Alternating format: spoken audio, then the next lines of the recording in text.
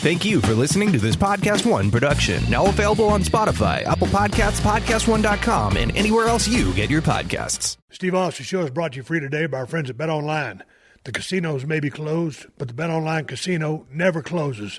Let them bring Vegas to you. Get in the mix at betonline.ag and use the promo code PodcastOne for your 50% welcome bonus. BetOnline, your online sportsbook experts and exclusive partner of PodcastOne Sportsnet. PodcastOne presents the Steve Austin Show Classics. I stopped a lot of mud holes dry and walked them. I stopped a lot of mud holes in this town and walked them dry. And I'm sitting here with my guest today, one of the toughest guys on planet Earth. His name is Brock Lesnar. In about 6 days, he's going to face Undertaker in a Hell in a Cell match, and we're going to talk about that later because it's a big-ass, badass match. But, dude, first of all, I appreciate you being on the show. I know you got limited dates. You're a busy man. You're in demand, stopping by to hang out and see me because we've known each other for a long time. We've always gotten along. How are you doing? I'm doing good, and thanks for having me on the show. It's this is what number of show is this for you? I think this is number 6. If we don't kick ass, it might be the last one. So we got to kick a lot of ass. So if I get lost, I'm gonna grab a headlock and call a high spot for us to get out of that. All right, I'll be suplexing later. Don't take me to Suplex City. I'm saying right now, don't take me to Suplex City. All right, dude, I want to start this thing off with, first, I want to have a little bit of fun tonight because here's the deal. I've known you since about 2002. I'll never forget when you first walked through the doors, and I've told the story a million times. When I saw you, I said, okay, this dude, he got something. If you got anything, you got to look. And then I knew you had the national background, the JUCO All-American, the National Championship Division I in Minnesota. So I knew you was a badass. And here you are. But you're a guy that's very intimidating. Do you try to be intimidating? Do you get along with people? No, I don't play well with others, but no, I wouldn't say that. I guess I carry myself in an ambiance or a manner that people may find cocky or arrogant or. But I don't do it on purpose, I guess. I guess it's just the way I am. It's how I was built. It's my chemistry behind who I am and what I do. As a young kid, I was the kid that got that was beating up the other kids on the playground. You know, I was always the one. I always had a chip on my shoulder, and I still do. I don't know why, but that's just my attitude. But you weren't a big kid growing up? Because, I mean, I've watched videos, dude, I YouTube you to death. I saw you as a big gangly dude, and you always had that frame. Yeah. You got picked on as a youngster? No, I never got picked on. I would imagine. Who the hell's going to pick on you? I was doing the picking. Okay. Now you're speaking my language. So, but, yeah, it was. I had to work for this, you know, and it's a thing that I just had this discussion with another fellow earlier today. Like, if I wasn't a professional wrestler, what would I be? Well, I have no idea. I think, but my passion for the sport of wrestling in general made me thrive in the weight room to become who I am today. So it was just many hours upon hours of pumping iron, and I wouldn't look this way if I didn't pump iron. You're no kidding. And so I mean, it's been a long road. You have this tough guy persona, which is a shoot. Growing up on a farm, how did that help mold you into what you are today? Because I read in Sports Illustrated, you said you knew if you could cut it on the farm, you could cut it anywhere. Yeah, I think life on the farm, especially where I grew up in rural South Dakota, like we didn't have a hell of a lot to, you know, there wasn't extra money left over for us. Whatever our income was based upon how well our cows produced milk, how well our fields produced grain. And so when you live like that, and some years are better than others, you just get used to living like, like you're broke, and we were broke. And so you just get, it's a way of life. But that dairy farmers, that's a lot of damn work. Yeah, you're married to it. The cows got to get milked every morning and every night. There's no way around it. And so when a quarter to 5 every morning rolls around, it doesn't matter if it's raining, snowing, sleeting, hailing. You get your ass out of bed and go to the barn and milk the cows. That's how I grew up, and that's been my mentality as an amateur wrestler. I wanted to do, I thought to myself, if I always put the hard work in, that it would always pay off, you know, and I always strive for that, and I always had it in the back of my head that it would, and by golly. And I want to get to that. I want to get to the work ethic, because you work your ass off for everything you've got. But there's some people who would say, oh, the dude works part-time. No, that's your deal to come in on selected dates. I want to ask you something like right now. You see this shirt I'm wearing, the camouflage shirt? This is what I wear when I'm hunting. So just to digress from what we were just talking about, we've been talking about this for years. When in the hell are you and me going to go hunting? You've been talking this trash about coming down to Texas. You've been talking this trash. You've been talking, because I got all the big deer up north. Dude, we got big-ass deer in South Texas as well now. Yeah. Come on now. Okay, here's the deal. What's your schedule like? Because I'm going to get finished with this thing. I'm going to head down to South Texas. You're right. We've been trying for years to make this happen. And I told you, I sent you a text message about a month ago. I said, we got to quit talking about it and just do it. So we'll work that out. We'll make it happen. Okay, you promise? You shooting with me? Yeah, it's a shoot. Okay, yeah. Well, speaking of shooting, let's go into I got some questions. And I figured to get people to be able to know a little bit about Brock Lesnar, I got to go truck guy. I know you drive a truck. You're an outdoor guy. You're an avid hunter, fisher, just like myself. Ford, Chevy, Dodge. What you got? I'm a Dodge guy. I always have been, and I always will be. I'm a Mopar fan. I've got Mopars myself. I've got a 68 Roadrunner. My dad's got a 1969 Super B. I'm driving a 2014 Dodge Ram 3/4 ton. But it's nothing. I don't have it all geeked up. Tell me about this guy right here. that's my baby. I left that one for last. Yeah. Brock sent me this on a text message, and he don't ever brag about what he's got. But I got a Dodge Ram Charger that I shared with him. And tell me about this summit right here, because this is badass. That is my $1 million project. I rescued that truck out of South Dakota. It made it all the way to Minnesota. I had a guy work on it and get it. I had this vision in mind of what I wanted it to look like when it was done.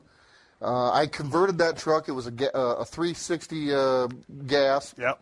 And I put a Cummins, 5.9-liter Cummins in it. And I won't bore you with the rest of it, but it's a 1978 Dodge Power Wagon, and it's got a brand new interior in it, and that's my baby girl. That's badass. That looks like Brock Lesnar. Here's a question for you.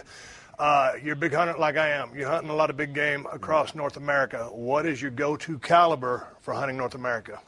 Well, right now, I got introduced to a gun, a 300 Remington Ultra Mag. Yep.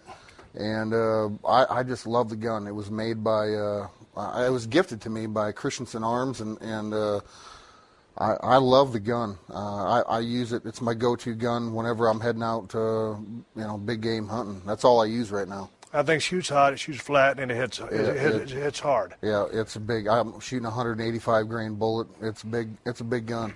Okay, what's your go-to optic? You're going to go buy a scope off the rack. What's your brand? I won't buy anything but Leica. Yeah, really? Yeah. On scopes or glass? Everything. Everything. Yeah, I got Leica binoculars, but scopes too. Everything. You're happy with that? Yep. I dig it. Leica. I mean, Leica makes glass. They make glass for filming what we're doing now, and even orthoscopic surgeons prefer Leica glass.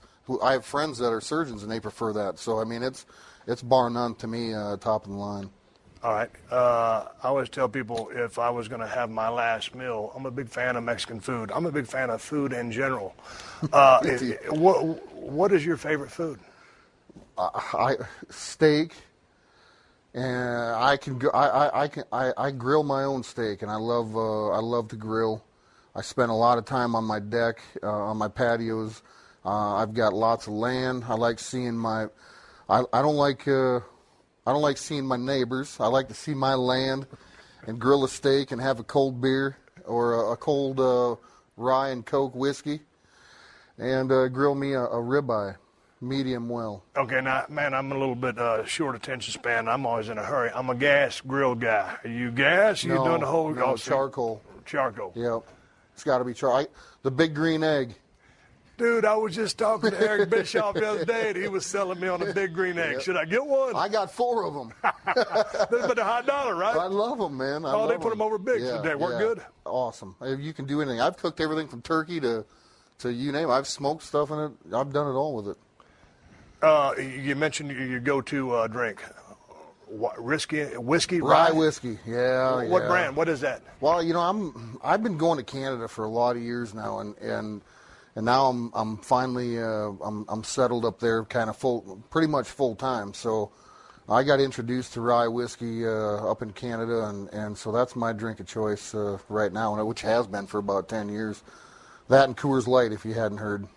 A little bit of Coors Light. Yeah. I got a beer I want to tell you about here down the road here in a little bit. All right, a little bit of chit-chat going here. I want the people to be able to get inside the mind of you and for you to disarm them and say, hey, man, this dude's a pretty chill guy, actually.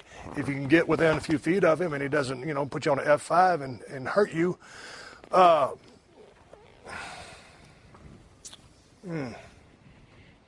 Music. My music of choice? Music of choice. I'm a hardcore country guy. I mean, I go all the way back to probably my all-time favorite is David Allan Coe and Willie and Waylon and all the boys. Cash. But and then on the other side of things, I'm hardcore. Metallica, AC/DC, Motley Crue. I grew up with all that. See, I was the youngest of 3 boys, and then I have a younger sister, and so my brothers were all long hair. My 2 older brothers were long hair, rocker kind of. They grew up in the '80s, and they were older than I was, and I thought that was cool. They had the leather jacket and the jean jacket underneath and all that, and the chains and whatever. So when everything was cool like that back then. So I thought, I grew up listening to that kind of stuff, and then started working out with it. But I guess right now I like hearing young guys coming up in the country world too. And I came across this kid out of Saskatchewan. He's out of Swift Current, Saskatchewan. A kid by the name of Coulter Wall. And I think I sent you a plug on him. And this kid is, to me, he grasped me from the very first time that I listened to his record, and I haven't let go of it since. I've been listening to it every single day. You know what it reminds me of? Kind of like a little Johnny Cash, some Hank. I mean, he's all Coulter Will, but it's stripped down. Yeah, and it's just bare. Yeah, he's. I really like his stuff, and I wish him all the best. I'm a big fan of that right now. That's what's playing in my truck. Well, I'm digging it right now. I'm glad you turned me on to it. You're listening to another classic episode of The Steve Austin Show, only on PodcastOne. And look at you, untangling that bunch of wires like Clark Griswold. Come on, man. It's a wireless world, and everyone needs a great pair of wireless earbuds. But before you go spending hundreds of dollars on a pair, you need to check out the wireless earbuds from Raycon. Raycon earbuds start at about half the price of any other premium wireless earbuds on the market, and they sound just as amazing as other top audio brands you know.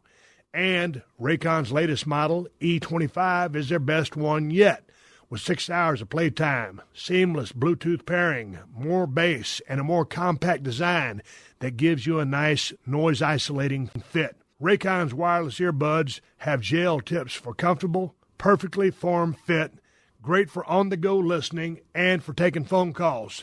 Don't stop the podcast just because you're getting out of the car. Let Raycon help take the show with you. Unlike some of your other wireless options, Raycon earbuds are both stylish and discreet with no dangling wires or stems. I've checked out the Raycon earbuds and I dig them. Pick up a pair and see what all the hype is about. Now's the time to get the latest and greatest from Raycon. Get 15% off your order at buyraycon.com/Austin. That's buyraycon.com/Austin for 50% off Raycon wireless earbuds. Buyraycon.com/Austin. I want to ask you some wrestling questions now, the real questions, because, you wrestle for a living. I used to wrestle for a living. You get to entertain. Hey, let me ask you real quick before I ask you this question. You a pro wrestler or you a sports entertainer? That's a good question. Is there a difference? I just think it's the guard. Man, I don't know. I mean, I would have to say that I'm in the entertainment industry. We sell tickets and we put asses in the seats. At the end of the day, everybody goes to college. Everybody comes out of high school wanting to make a living, and that's the American way, the American dream of doing what you love and getting paid for it, and then it's not work. That's how I feel about what I do. I just took a whole different path, and I thank God every day, and I'm very fortunate that I've been able to do the things I've done and make a pretty damn good living at it. I got to ask you a question, though, because growing up, you weren't necessarily a fan of the business. I never watched any wrestling at all, Steve. I never watched a lick What of wrestling. were you watching?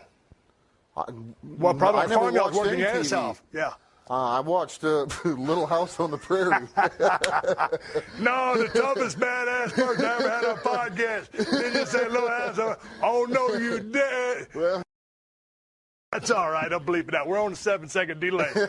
No, but here's the thing. I watched Little House on the Prairie, too. Hey, man, got to give it up for Michael Landon. You got to give it up. All right. But you weren't a fan of the business. You never watched pro wrestling. I wasn't exposed to it. I had 2 channels in the house, and they only worked part-time. Right.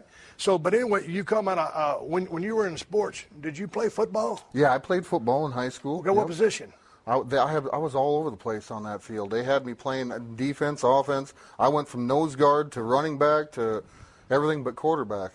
Okay, but did you excel at football as well? But because I know you were badass in wrestling. I was good at it. Yeah, okay. I was good. I had more scholarship opportunities as a football player. I had 0 opportunities as a wrestler coming out of high school. Dude, I don't understand that because you were damn 31-2 or whatever is an insane number. Yeah. But okay, so here's the thing. You were more into the single aspect and not the team aspect of playing?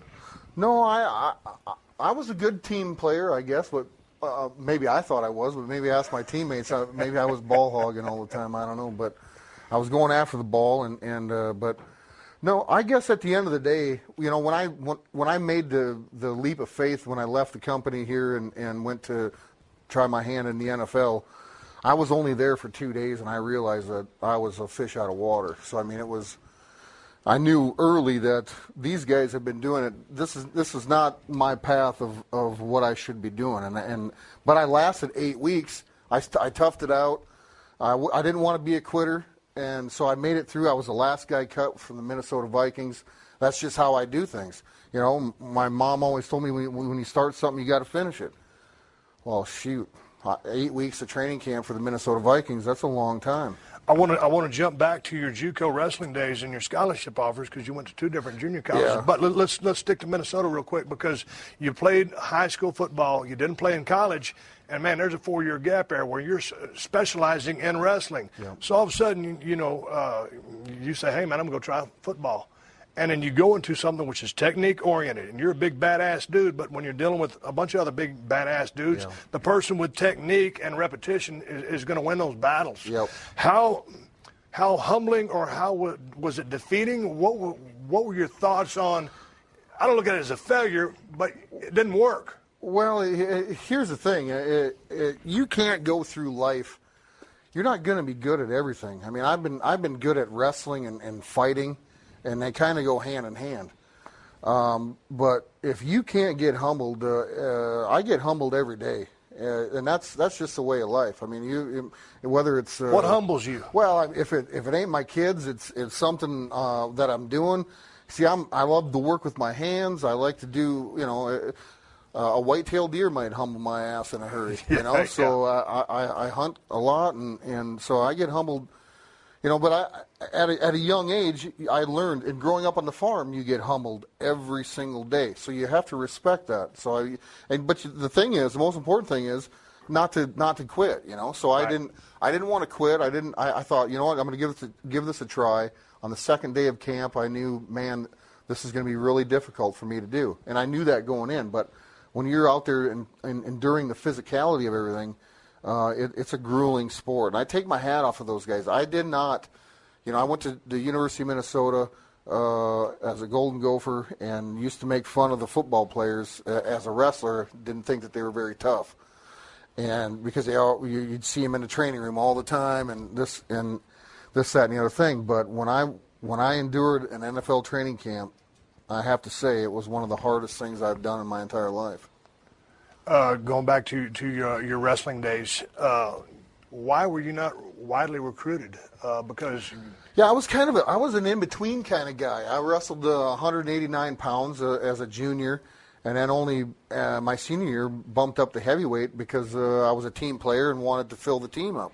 We had another guy that was going to fill in for at 189 pounds, and so we were short of heavyweight. So I bumped up to heavyweight and started competing as a heavyweight.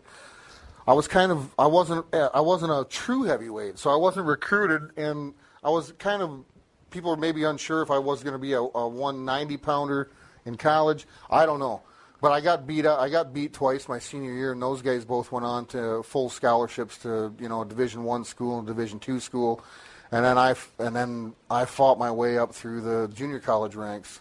Did you go to one junior college or two? I went to two junior colleges. I went to Bismarck State College as a freshman and a sophomore, and won a junior college national title there as a sophomore.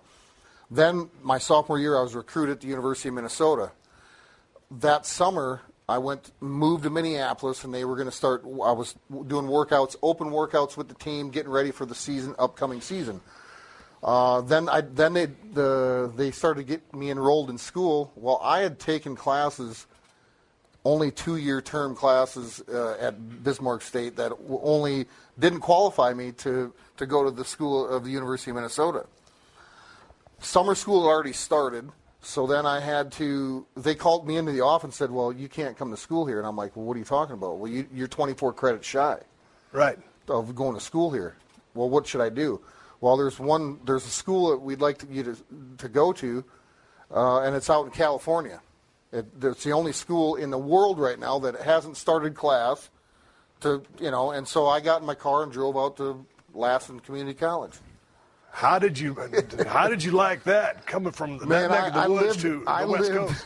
I lived in the basement of the wrestling coach's house, and this guy, literally all he ate was noodles and red wine. I had $400 to my name. My aunt lived in Bakersfield, California, I think, at the time, and I used her address as so I could get in-state tuition. Right. And I was paying $12 a credit, so I went to California with $400 to my name.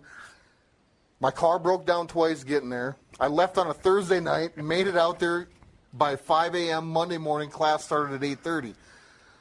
I call the wrestling coach up and say, hey, I made it here. All right, meet me at the school. I'll go get you enrolled. I enrolled, and bam, I was in class at 8:30 that morning. Did you end up getting a degree from University of Minnesota? I did not. I never graduated. So you didn't graduate? No. But anyway, you go to Minnesota. You have a hellacious career.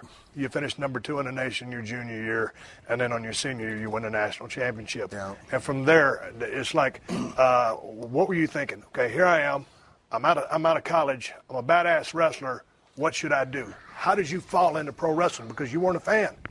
I fell into a rut, actually. When I won the NCAA title, I quit school, and I spent almost 2 months in the basement that I was living in the house that we were renting. And I fell into probably some depression, where I fell into a rut where I didn't know what I wanted to do with myself.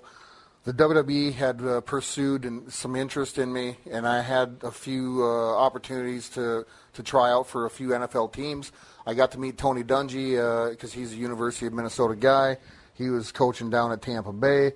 And so I had an invite down there. I was just I had nothing to my name. I had no money. I had nothing. And the only thing I did every day, I'd get up, I'd work out because that made me feel good. Right.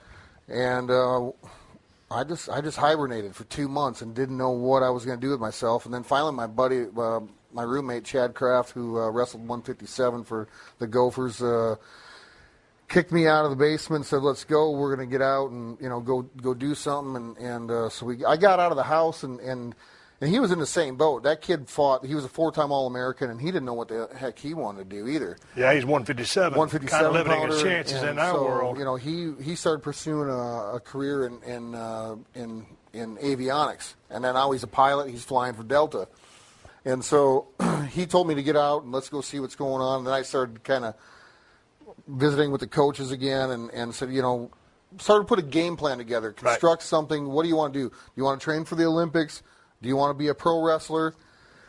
Do you want to try for the NFL? What do you want to do? Because or you can be a coach here and stay. But you could also stay a dairy farmer. You ready to get off that farm and go out and strike your own fortune? This is how bad I wanted to get off the farm.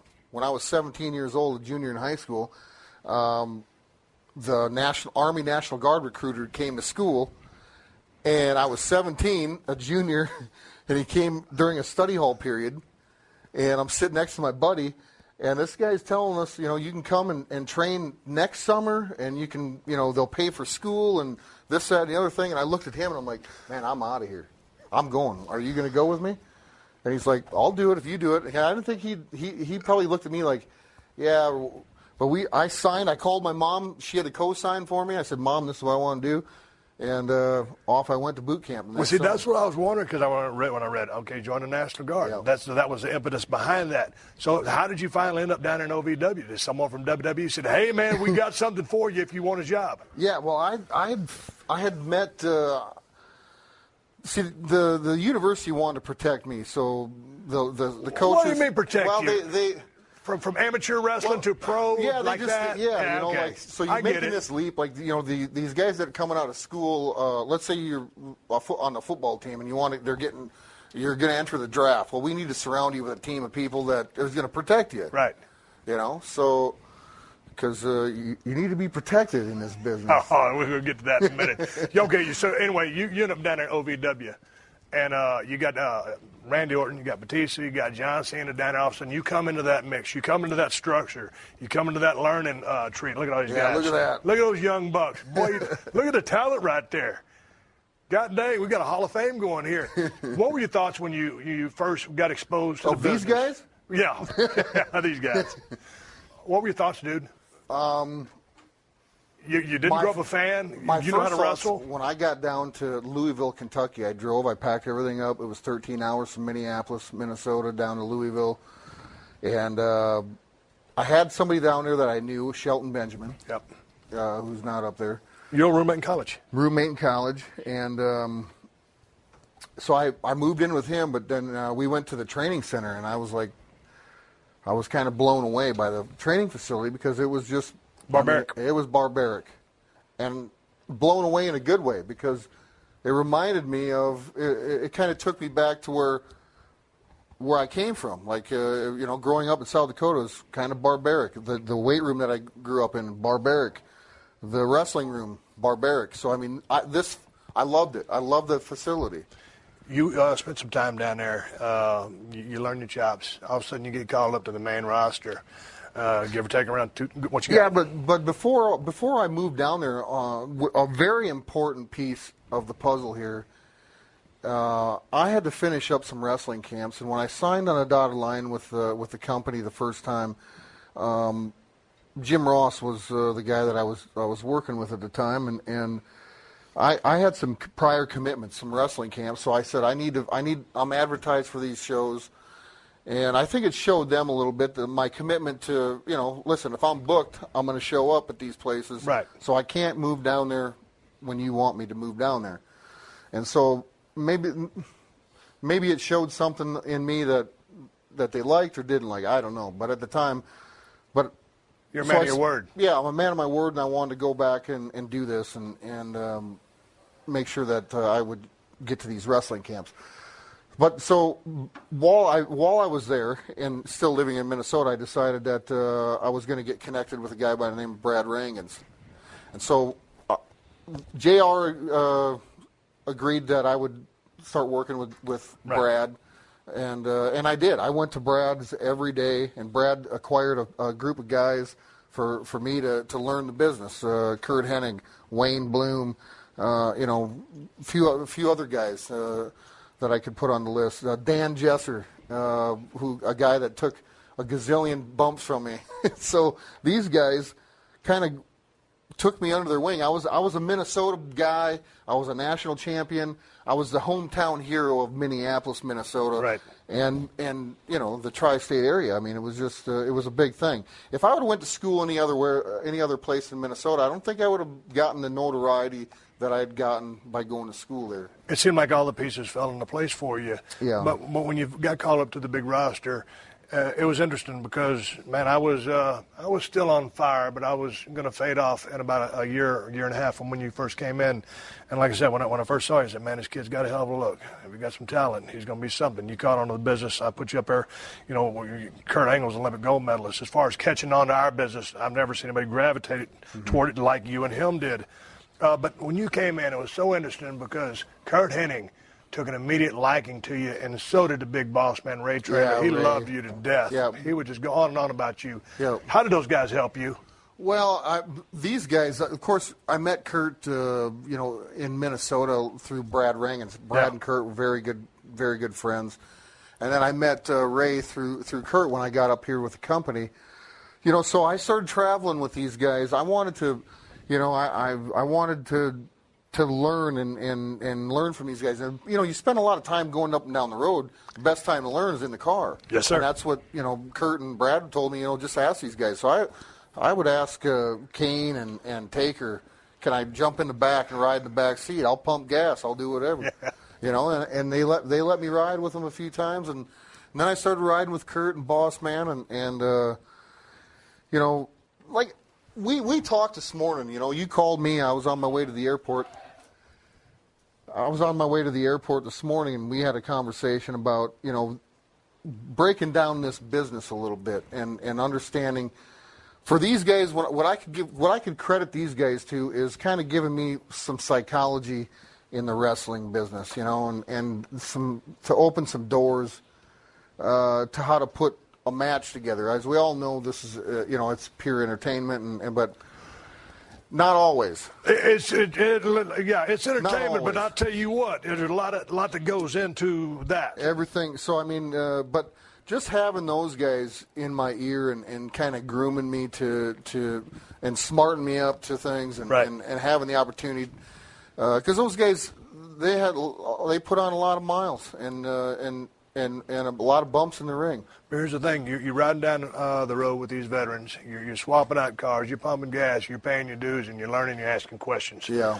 And all of a sudden, man, within a short time, all of a sudden you're in the ring with The Rock, the most electrifying man in sports entertainment, and bam, My 1, 2, 3. first match was they took me to Australia, and I'm in the ring. I'm in a triple threat match with Dwayne and Paul Triple H, and I was just having this conversation with Triple H a few days last time I was at TV about him and Dwayne kind of just leaving me out of the loop on purpose, because to get out there and that's the only way you learn is if Right. you're out there, you know. And so it's sink or swim. you better swim or you're gone. So it was a great opportunity for me, and Dwayne did a lot of Dwayne. That was really, really awesome. Dwayne was leaving, and people can say what they want about Dwayne in the business, but I tell you what, the guy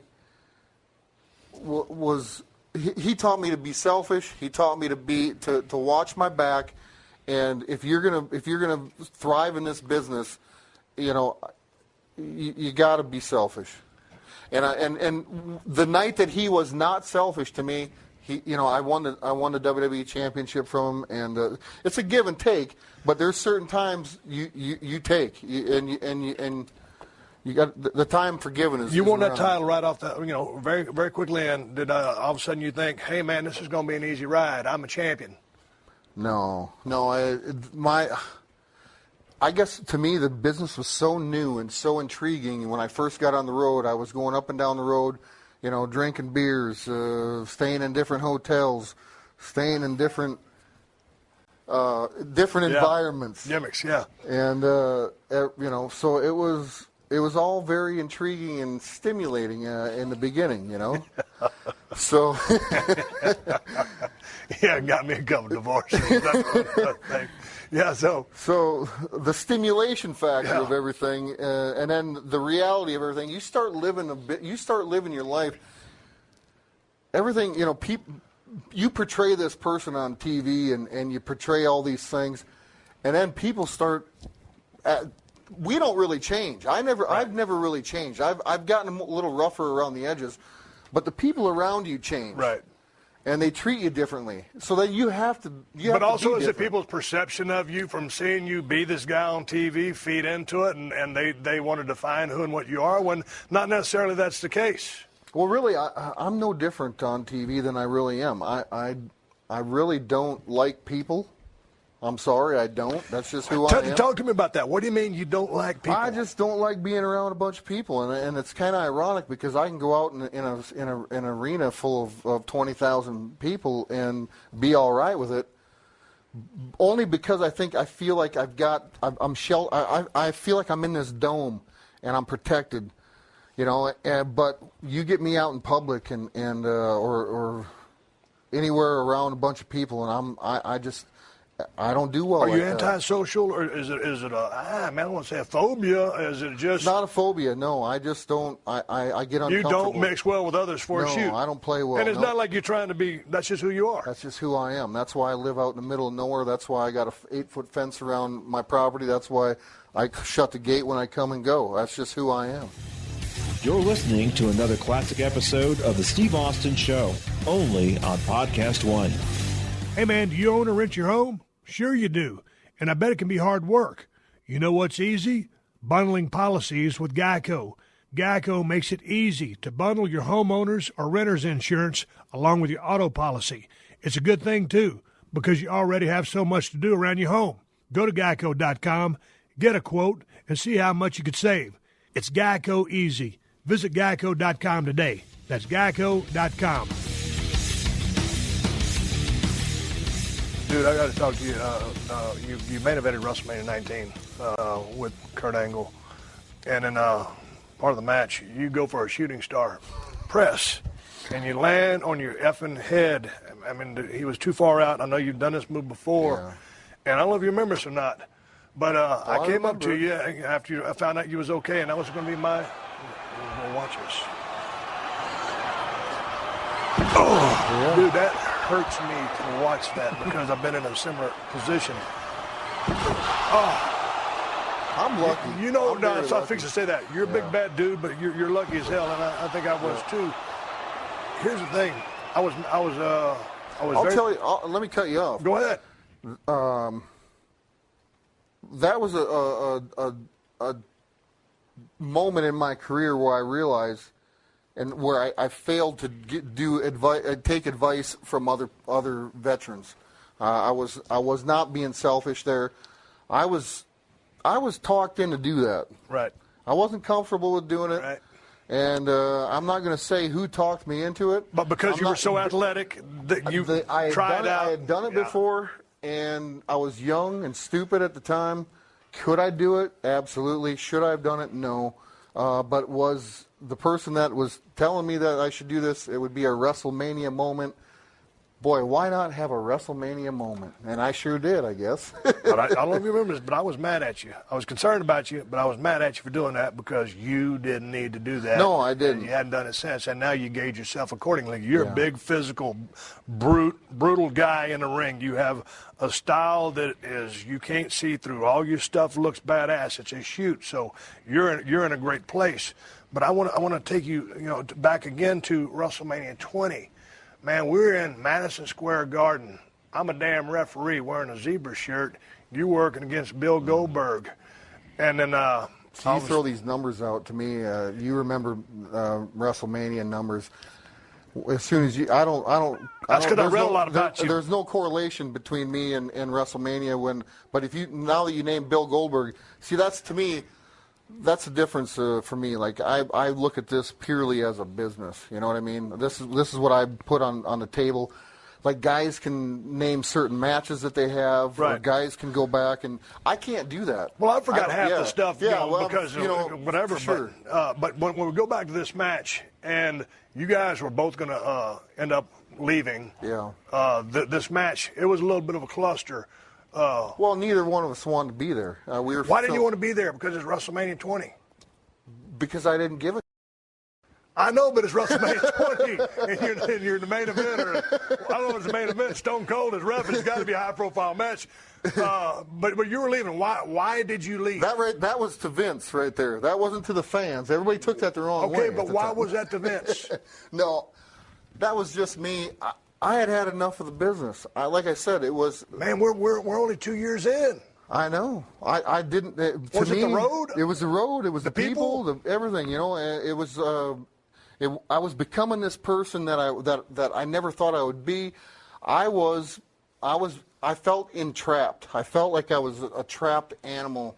I can remember times being on an airplane and wanting to punch the door open and jump out of the plane. I'm glad you didn't do that while I was on there with you. But I mean, that's what I felt like. Yeah. It was just. And I tell Vince to this day, I was built to be in the ring.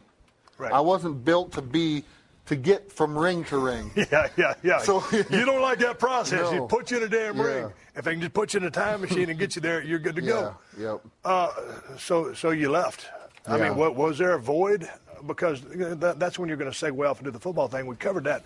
But what were your thoughts when you left? Because I never had a plan, Steve. The NFL was an scapegoat for me. Right. It wasn't that I wanted to pursue a passion to be a football player.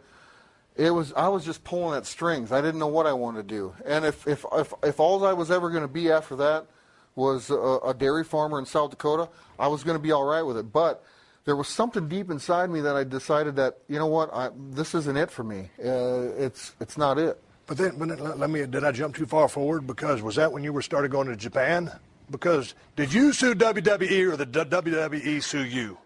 Oh, man, I don't know. We got the wrong guy in here, maybe. I don't I don't. Did you pull the trigger first? Does it really matter? I left the company. Well, I'd like to know. And you know what? We that's water under the bridge for me. I mean, okay. It's okay. We're going to talk about the glad water I'm under the back bridge. here. Yeah. Okay, the water's under the bridge. You come back, and well, we're going to go to MMA here in a second. But in your comings and going, has there ever been any dissension in the locker room?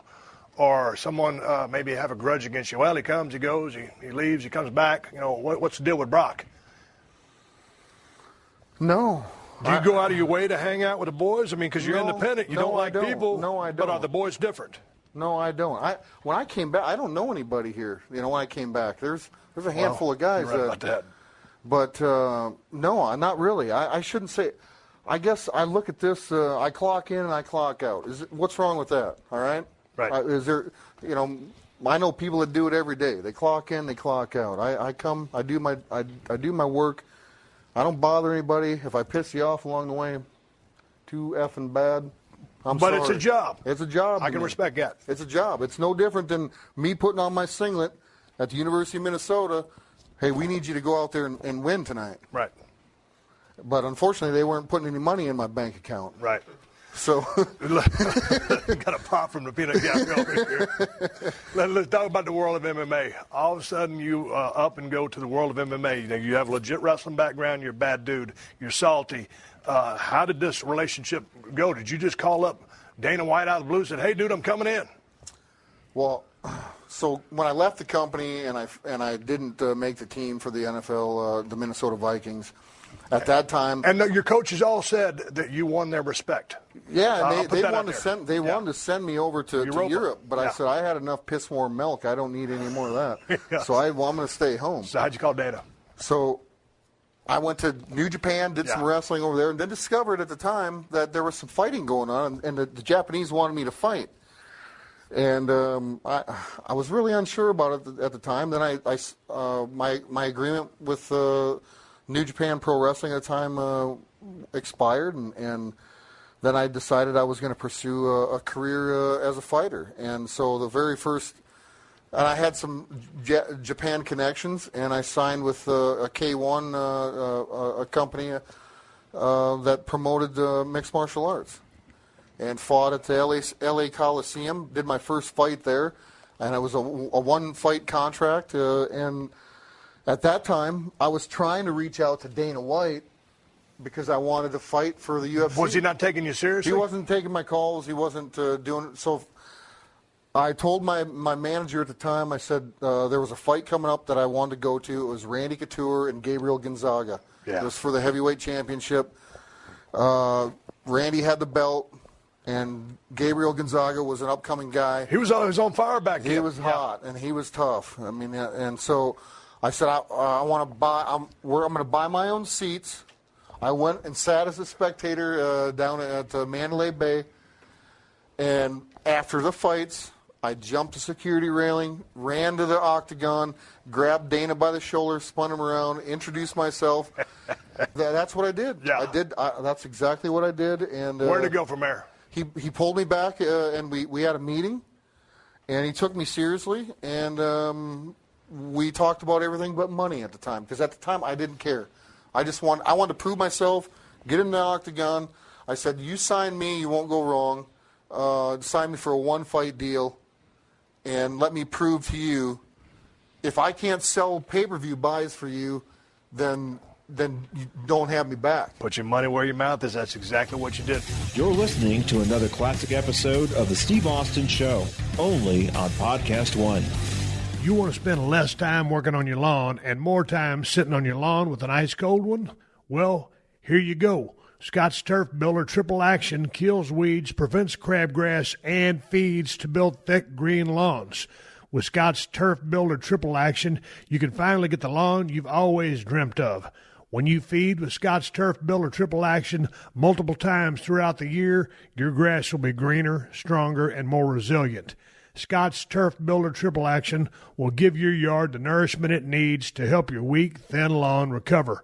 Also, Scott's no quibble money-back guarantee states, if you're not satisfied, you get your money back. Simple as that.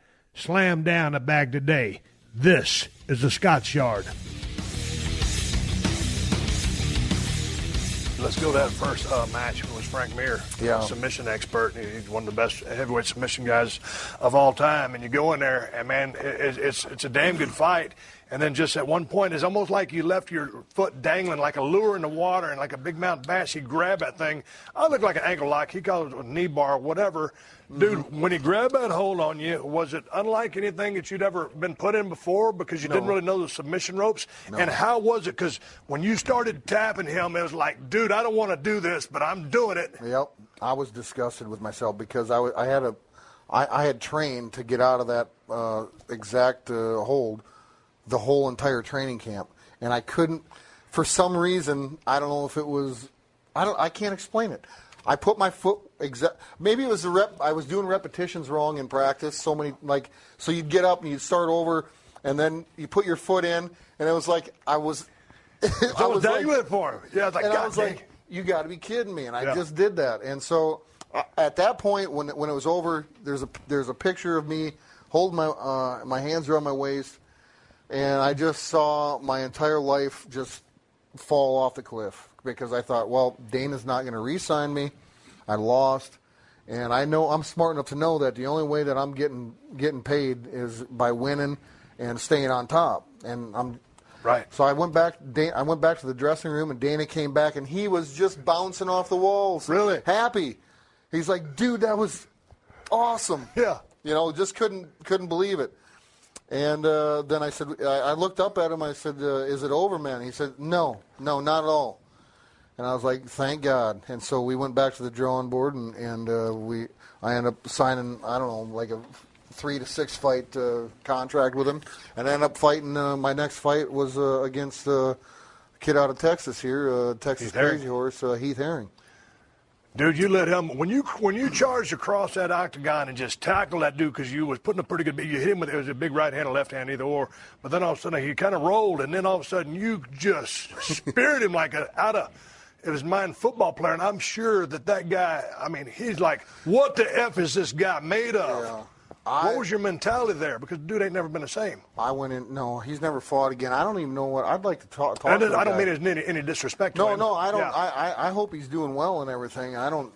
He never fought again. I never heard. Dude, I jumped off my couch when I saw that. It was the craziest thing I'd ever seen. I tell you, I got to hand it to him. The guy took 15 minutes of an and he's tough. Yeah. Yeah, he had a reputation to be able to take a punch. all of a sudden you go Randy Couture. Boom. Yeah, the mentality when you get into the octagon, for me, and the funny thing about this fight here too is we shared a locker room. Me and Heath Herring. His locker room was across the hall, and as a competitor, your whole life, you don't want to fight off of aggression. You don't want to wrestle off of aggression. You don't want to wrestle. It's a competition. That's interesting. You want to go out and cool, calm, and collective, calm before the storm. And so everything was fine until his entrance music hit. And on their way past my locker room, he said, I'm going to show this that this shit's... Oh, no. If that lit a fire in your ass. That lit a fire under my ass. And so I went out and I said, well, all right, here we go. And so that's why between round 1 or 2, I gave him the fist pump and kind of winked at him and said, yep. And I told him that out there. When I was riding his ass out there, I said, this is real, buddy. This is real. Talk about a long day at the office. Yeah. When you stepped into the ring with Couture, the octagon, and you caught him with a shot, you're the UFC champion. What's going through your mind? Oh, well, I was just thankful to Dana that he gave me that opportunity. Dana was no dummy, and Lorenzo, the Fertitta brothers, they seen this opportunity. I was selling pay-per-views, and Randy, they were trying to get Randy back because he had left with the belt, and so we need to get this belt on a new champion. And really, at the time, I have to say the heavyweight division was a little weak. Right. When I first came in. But that being said, let's talk about your weakness, which was imposed by diverticulitis. Yeah. How was that? That was really unfair for me. I to this day, I probably wouldn't. I don't know if I'd be a pro wrestler if I hadn't gotten sick. Right. I may not be here. I'd still be banging heads. At what percent do you think you competed at in the UFC with that? Because did we ever see you at 100%? Yeah, you saw me fight against Randy, and but it got worse. It started when I got halfway through a training camp. And I just, I knew something was wrong. I thought, gosh, I got, there's something physically wrong with me. So I need to figure it out. But stubborn me, I didn't get a CT scan of my stomach. And I decided to pull the fight and drive up to Canada and sit in my deer stand. But I heard you fell out. You almost died. Yeah, I did. Where was that at? And where was that come to Jesus at? That was in Canada. And then you come back down to the States. And I come to the States, and then I fought it off, and my doctor came into my room when I got to the States and said, "Listen, son, you've got diverticulitis. If your fever doesn't go down, I'm giving you antibiotics right now, a lot of antibiotics. I'm going to give you 8 hours. I'm going to try to save your fight career." He knew who I was. Yes. He knew my history. I'm going to try to save your fight career, but if I can't, and I gotta save your life, I'm saving your life before I'm saving your career, son. You got to appreciate that. And I appreciated that. So when I he gave me 8 hours. They were wheeling me into the operating room, and my fever was still at 104.3 something. And I remember the lights. I remember them prepping me for surgery, and then I remember waking up, and I was in my room, and I had thought, you know what, he saved my life. And not my career. And I woke up and I said, what's going on? And he said, we were just about ready to cut you open, and you broke your fever. And I said, boy, don't I? But you end up having to go under the knife. I end up having, so I looked down and I wasn't, busted open or anything. So I thanked him, and I wasn't sure if maybe that wasn't the right decision. He was trying to do the best for me. But if I would have had to have the surgery at that time, right, it would have been done. So then it turns out you end up coming back after 7-8 years gone from WWE. When you decided, finally to hang up the gloves and come back, what were you thinking? Because all the bad blood, you said water under the bridge earlier, But, I mean, all that bad blood, how do you mend that fence that was so broken with Vince? Because I've broken a few of those. Yeah, didn't you walk out one time? Okay, you want to talk about that? We'll talk about that. Okay, let's talk about when I walked out, because I want to know what you thought about that. Because check it out. Here's what happened. They called me up. I'll tell you right off the bat. I didn't care. I didn't feel like it was on me. Not at all. Not at all. Did it hurt your feelings? Steve. No, not at all. We've always been cool, but I never got your take on it. No, I was trying to understood the jump out. business. Here's the deal, man. I mean, you got this big badass summit. It's coming in. I smell money as soon as you walked in the door, and all of a sudden, guys like me, I ain't gonna blow smoke. All I know is you didn't want to do the job for me. It's kind of, they're kind of hard to come by. And so why don't we main event, down the road when you're ready? Right. You ain't got to explain it to me. It didn't make sense. Unadvertised it didn't offend match. me. It didn't make a lick of sense to me. I handle that in the worst possible way, and I've always admitted that. Well, and maybe you handle it in the wrong way, but maybe somebody on the other side could have handled it better too. Again. It's a two-way street here, and that's when I came back to this company a couple of years ago. It's a two-way street. For me, I had to be able to do what I wanted to do. And it's a give and take thing, and that's talk about a two-way street in comparison to talking with two world-class promoters and Vince McMahon and Dana White. What's the differences between those guys? They're both very smart, great, big egos. You've been with both of them. Well, I mean, how can't you have a big ego? You got a big bank account, and I don't know if you would. I got a big bank account, nothing on in those standards, but people think I got an ego problem, but it's control as well. Dana White and Vince McMahon, I got to thank them both for putting a lot of money in my bank account. If I was going to sit here and hard-earned money, let me add. Oh, absolutely. I fought for every penny of it, and but I think Dana, Dana was really good to me, and the Fertitta brothers they're very good guys. I could sit down and have a conversation. We worked all of our deals out across the table. And it was a done deal. There was no posturing. There was no leverage. There was straight up business. It was straight up business. And hey, that's not fair. Make it fair, and we'll right. We'll sign. Okay, but was it straight up business when you came back and recently re-signed with WWE, or were you really considering going back to the UFC? Was it the second time? Yes. No, it wasn't a bluff. No, I really. Because I had felt robbed. I felt robbed. By who? By diverticulitis. Okay, gotcha. I felt robbed by being sick. I wasn't. And now that you were whole again, I was feeling good. It took me a couple of years to kick out. I mean, it took me a couple of years to start feeling good. I mean, I'm at home. I'm working out. My life is great. Everything's in tune. My contract's coming to an end with WWE. Hey, it's been a great time, but something's missing. So, and I was upfront and totally honest with the company and told them, listen, I'm really thinking of pursuing and getting back in the octagon. And I started training camp. I started. I wanted to test myself and see where I was, not more physical but mentally. I want to see the mental challenges that it was going to take, because if your head ain't on and your head's not in the game, the last place you want to get into is in the octagon. Okay, speaking just on a different thing, but we're talking about drawing money. Your promos in the UFC, I loved them because that was Brock being Brock.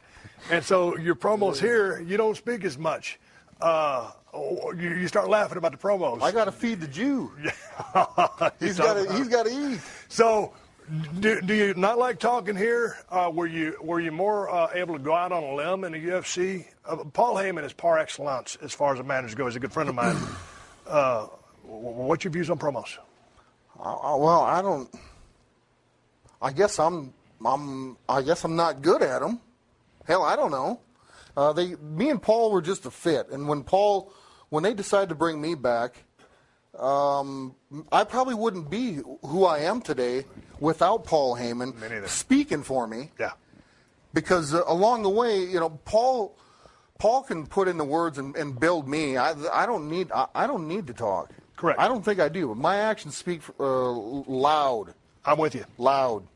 So I think it's a great combination. And when I first came back, I was minus Paul Heyman, and I think they threw me out there just to see, where I was. I mean, cutting a promo after a fight with Joe Rogan, hey, ask me a question, is not the same as cutting a promo, getting in the ring, promoting a fight or a match with such and such. So I spoke from the heart after my fights because that's just, there's so much emotion involved. Right. There's so much pent-up emotion inside in a fight. People don't appreciate what really goes into it. Man, when you're going to an octagon or coming from an octagon back to the dressing room, just like tonight, I got the chance to go out in front of a live crowd. I haven't been in front of a live crowd in forever. It jazzed me up. It just shot me full of adrenaline. It was wonderful. Does the fight crowd affect you like that? Because you just said you've got to be calm, cool, collected. So my question is crowd. Does it connect? Do you hear them while you're fighting? Can they help you? Sometimes you can, absolutely. You can. But when I was in that arena, in the fight arena, in the competition arena, I wouldn't have known if there was 10 people out there or 10,000. Quite honestly, in the wrestling business, I feel them. Right. Probably, I don't know why. The difference is it's entertainment, and that was real. It's the hat that I put on. When I put my competition hat on, I'm in a whole other place. So competition, when you think here in the WWE, the landscape right here, when you look around at the roster, do you call these guys your friends, your coworkers, the boys? There's that inner circle. What's your relationship with you or your relationship with them, and how competitive is this environment here? Because it was a son of a bitch back in my days, and I know it still is today. But what's your views on where you're at today? Me here this time, I'm not involved with the people so much. I'm more hands-on with Vince. I want to know my role from the beginning. I want to know, I want to know where what his thoughts are, where he wants me to be. So I don't have to kind of do the politicking or do the make friends with people to, I just... You just want to come and go. I just want to come and go and tell me what I'm doing. If I don't like it, can I dispute it? Can I put an honest effort into trying to put a different spin on something? Is this how it's going to be? Or and if he's adamant about it, then fine. At the end of the day, I work for the man, and that's what I'll do. I remember watching Wrestlemania 30, and you're wrestling The Undertaker. You broke the streak. Man, I was back in a production truck. I had 2 beers, a beer in each hand. All of a sudden, man, I saw what happened, and all of a sudden you break the streak. What did breaking the streak mean to you as a man or a competitor? Businessman? Well, a businessman, I knew it was big for me. I knew I knew that this streak had been protected for so long that it was special. It was almost it was almost bigger than me winning a WWE championship, if you want to say that. And I understood that. I get a lot of criticism for it, maybe, but quite honestly, people who in the wrestling industry has enough credentials to actually break the streak. Is there another man out there with enough with enough believability, enough credibility? Is there really, honestly, is there somebody else out there? No, I don't think so. I could agree with that. What do you think is the biggest misconception about the man named Brock Lesnar in people's minds? No, I don't really care. I don't. If they're misconcepted, I really don't, Steve. I've never been a person that really got offended by what somebody thought of my actions or what somebody thought of how I carry myself. At the end of the day, I try to be nice to people. Unless you really step across a line or whatever, then. But at the end of the day, I just like to do my own thing, Steve. Okay, well, check this out. Since high school, you're going to the record, the JUCO national champion from wrestling, NCAA, pro, football field, octagon. How much gas you got left in the tank? Where in your head are you right now? I mean, are you enjoying this ride so much you could do it forever? Do you see where this is going? Yeah, I got a pretty good idea where it's going to go. Yeah. You got a pretty good idea? I got a good idea where it's going, yeah. Yeah. Do I want to share it with you or anybody? No, I don't. But you're having fun. I'm having a good time. And you're doing business. I'm doing business, and yeah, it's one of those things where I think people fight to get into this business, and I left the business whether or not Vince and I saw eye to eye when I left, but I think him and I both realized that it's probably made us both more money that I did leave. I could be wrong, but I know. No, but because of the circumstances, when I left and went out and made a name for myself and became the UFC heavyweight champion, I piggybacked the WWE label on my back. And getting back to that, when I fought Heath Herring, he was going to show me that this was for real and this isn't WWE. Right. So I transferred a lot of stuff back to the company, and we were able to make a deal, and here I am, for a few more years. Before I bring this thing to the bottom line, what advice would the Brock Lesnar of today give the Brock Lesnar of when you first started? Or dare say just some rookie kid, a lot of potential?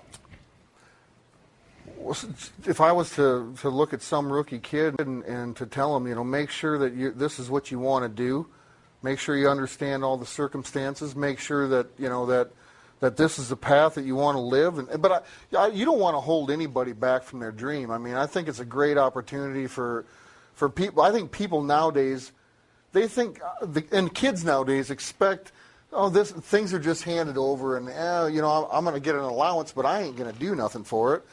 I think this generation, people are always, they don't want to work for something. I think if you sit back and you're not going to work for something in your life, you're going to have absolutely nothing. That's what you're going to get. I appreciate that, and I agree with you 100%. I'll say that being said, working for something, I got to bring it back. Let's get down to some serious business. You got Undertaker in Hell in a Cell this coming Sunday. What are your thoughts on that? Destruction, devastation to the Undertaker. This is one of the scariest matches that you can be in. It's going to take a physical toll. Yeah. You've done it before. Your thoughts on this? It's going to be the last time on the WWE Network. Well, I'm prepared for it's no different when you step inside that cage. That cage isn't very forgiving, and I'll guarantee you this. There's going to be a lot of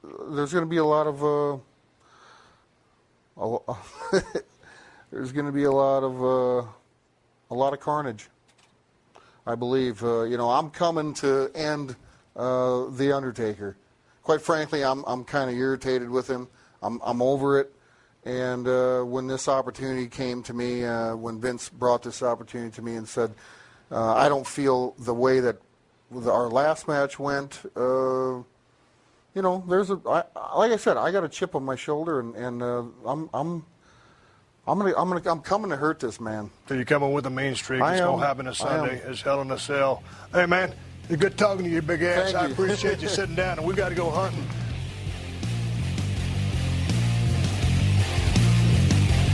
All right, everybody, give me the go home cue. Don't forget to rate and review the Steve Austin Show on Apple Podcasts, and tell your friends to check us out. If you want to reach me here on the podcast, send an email to questions@steveaustonshow.com. I want to thank everybody for continuing to support my beer, Steve Austin's Broken Skull IPA from El Segundo Brewing Company. We're going through some real tough times right now, and one of these days, hopefully in the near future, all these hard times and problems will go away and things will subside and we will return to a normal way of life. We have been so well received out there, and I try to answer all of your pictures that you send me on Twitter and try to give you a hell yeah or a cheers for all the people that are out there supporting Broken Skull IPA. It's the best IPA in America, and that's the bottom line. You can find Broken Skull IPA at Whole Foods and Total Wines if you live in California. If you're not in Cali, check out the elsegundobrewing.com website and click on Broken Skull IPA. We are in 17 states right now, and you can find the nearest location that will carry Broken Skull IPA that you can find it at. So I appreciate all the support. It means a whole lot to me, and I've really had a lot of fun with this beer. We've been brewing this stuff for almost 5 years now, and we're finally starting to really get into some cool places. So thank you so much for all of your support. I want to say thank you one more time to all the fine sponsors of the Steve Austin Show, especially BetOnline, Geico, Raycon, Scotts. That's how I'm able to do this podcast for you twice a week for free. Please support them because they support us. If you need more info, check out the show description to this episode for details. I ain't been out there riding at all because of all this social distancing and stay-at-home stuff to try to contain that coronavirus. But if you catch me out in the woods one of these days, you can damn well bet I'll be on a Kawasaki. Folks, until next time, my name is Steve Austin, and I will catch your ass down the road. Thank you for joining us for another classic episode of The Steve Austin Show. Please leave a rating and review on Apple Podcasts and tell your friends. For more Steve Austin Show, go to PodcastOne.com. That's PodcastOne.com. Hey, I got a new podcast coming. It's called Theory. Don't you know? This is Theo Rossi. Our world is changing. For many of us, it'll never feel the same. The important thing to remember is that we are all in this together. And that's some of what I want to talk about on my new show, Theory. We're going to discuss the things that no one ever does. The real talk, the sacrifice, and the struggle that everyone goes through. My life has kind of put me in a unique position to see things honestly. This is Theo Rossi, and my new show, Theory, launches on April 8th, officially on Spotify, PodcastOne, and Apple Podcasts.